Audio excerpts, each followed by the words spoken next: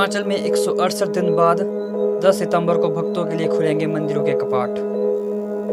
हिमाचल सरकार ने 168 दिन बाद 10 सितंबर से प्रदेश में मंदिरों के कपाट भक्तों के लिए फिर से खोलने का फैसला लिया है। मुख्यमंत्री जयराम ठाकुर ने मंत्रिमंडल की बैठक में इसकी मंजूरी दे दी है। अब भाषा, कला एवं सांस्कृतिक विभाग शीघ्र इस संबंध में दिशा निर्देश जारी करेगा। हिमाचल आने के लिए 15 सितंबर तक पंजीकरण की प्रक्रिया जारी रहेगी। इसके बाद सरकार मामले को रिव्यू करेगी। बैठक में कोविड-19 से प्रभावित लोगों के लिए क्वारंटाइन अवधि को 14 दिन से घटाकर 10 दिन करने की भी मंजूरी दी गई है। धर्मशाला से शिमला को शुरू हुई रात्रि बस सेवा। हिमाचल पथ परिवहन निगम धर्मशाला डिपो ने धर्मशाला से शिमला के लिए रात्रि बस सेवा शुरू कर दी है। यह बस रात 9:30 बजे धर्मशाला से शिमला के लिए शुरू हो गई है। धर्मशाला से शिमला बस सेवा कांगड़ा, ज्वालाजी, नादौन, हमीरपुर से होकर जाएगी और इसी रूट से बस शिमला से धर्मशाला आएगी। RM धर्मशाला पंकज चड्ढा ने बताया कि रात्रि बस सेवा आरंभ होने के चलते अब धर्मशाला से शिमला के लिए 5 बस सेवाएं होगी। धर्मशाला से शिमला के लिए सुबह 5:30 बजे, सुबह 6 बजे, 7:30 बजे और दोपहर को 12 बजे बस सेवा उपलब्ध है। गौरतलब है कि लॉकडाउन के बाद यात्री धर्मशाला से शिमला के लिए रात्रि बस सेवा शुरू करने की मांग कर रहे थे, जिस पर निगम मुख्यालय से आए आदेशों के तहत धर्मशाला डिपो ने शिमला के लिए बस सेवा शुरू कर दी है। कालका शिमला हेरिटेज रेल लाइन पर चली एग्जाम स्पेशल ट्रेन, सिर्फ 2 ही यात्री पहुंचे। कालका शिमला हेरिटेज रेल लाइन पर आज सुबह एग्जाम स्पेशल ट्रेन चली। NDA के परीक्षार्थियों की सुविधा के लिए यह विशेष ट्रेन चलाई गई थी। खास बात यह रही कि 7 कोच वाली इस यात्री ट्रेन में सिर्फ 2 यात्रियों ने 47 किलोमीटर की यात्रा की। ये दोनों पुत्र थे। पुत्र पिता के साथ परीक्षा देने के लिए आया था। बाकी पूरी ट्रेन खाली थी। कालका शिमला रेलवे के मुख्य निरीक्षक अमर सिंह ठाकुर ने कहा कि इस ट्रेन में 248 यात्रियों की बैठने की क्षमता है। यह विशेष ट्रेन परीक्षा के लिए शिमला आने वाले परीक्षार्थियों के लिए कोविड-19 महामारी के बीच 1 दिन के लिए चलाई गई थी। महामारी के बीच किताबों ने स्पीति के बच्चों को नई दुनिया से परिचित कराया।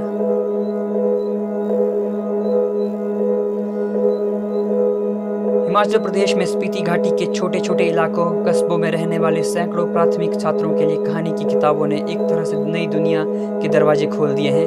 उनकी जिज्ञासा को शांत करने के प्रयास का श्रेय दिल्ली स्थित एक गैर सरकारी संगठन को जाता है, जिसने चित्रों और कहानी की किताबों के माध्यम से इन बच्चों को एकदम नई दुनिया से परिचित कराया है, उनमें पढ़ने की आदत डाली है। यह ऐसे समय में हुआ है जब छोटे बच्चों को कोरोना वायरस के डर के कारण अपने घरों में ही रहना पड़ रहा है। सार्वजनिक रूप से बाहर निकलने को लेकर उन पर एक तरह से रोक है। NGO let's open a book के पदाधिकारी मानते हैं कि कहानी की किताबें उपलब्ध कराने से बच्चों को घर पर सुरक्षित रहने के दौरान नई परिस्थितियों के बीच खुद को ढालने में मदद मिलेगी। कारोबार सुगमता रैंकिंग में हिमाचल 7वें पायदान पर। भारतीय जनता पार्टी के प्रदेशाध्यक्ष और सांसद सुरेश कश्यप ने मुख्यमंत्री जयराम ठाकुर को शुभकामनाएं देते हुए कहा कि Himachal Pradesh ease of doing business ranking में 7वें पायदान पर पहुंच गया है। यह हिमाचल प्रदेश के लिए बड़ी उपलब्धि है। बताया कि केंद्रीय वित्त मंत्री निर्मला सीतारमण ने नई दिल्ली में यह रैंकिंग सार्वजनिक की है। हिमाचल प्रदेश ने 9 स्थानों की बड़ी छलांग लगाई है। यह केवल मुख्यमंत्री जयराम ठाकुर के निरंतर प्रयासों का परिणाम है। सरकार की ओर से बड़े सुधार किए गए हैं, जिसमें धारा 118 के मामलों का ऑनलाइन आवेदन, श्रम कानूनों में सुधार करना, एकल खिड़की प्रणाली को मजबूत करना और CM हेल्पलाइन 1100 जैसे अनेक बड़े फैसले शामिल हैं। प्रदेश भर में 126 कोरोना पॉजिटिव मामले। हिमाचल प्रदेश में रविवार को 126 कोरोना पॉजिटिव मामले आए हैं। चंबा में 52, बिलासपुर में 31, शिमला के रोहडू में 12, कांगड़ा में 11, मंडी में 9, सिरमौर में 5 और कुल्लू में 4, किन्नौर शिमला में 1 कोरोना पॉजिटिव केस आया है। चंबा के होली क्षेत्र की निजी परियोजना में कार्यरत 20 कर्मियों समेत 52 लोगों की कोरोना रिपोर्ट पॉजिटिव आने से हड़कंप मच गया है।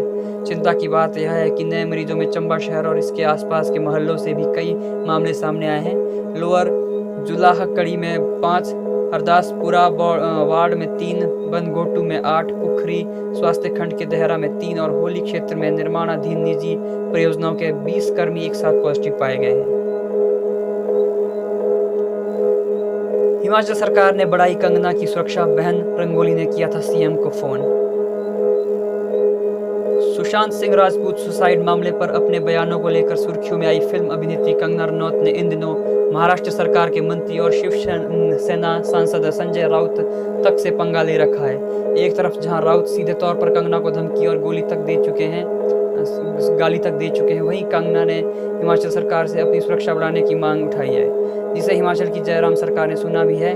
जयराम सरकार द्वारा कंगना की सुरक्षा बढ़ा दी गई है। सीएम जयराम ठाकुर ने इस बारे में जानकारी देते हुए कहा कि कंगना रनौत की बहन रंगोली चंदेल का उनको सुरक्षा बढ़ाने को फोन आया था, जिस पर सरकार ने सुरक्षा बढ़ा दी गई है।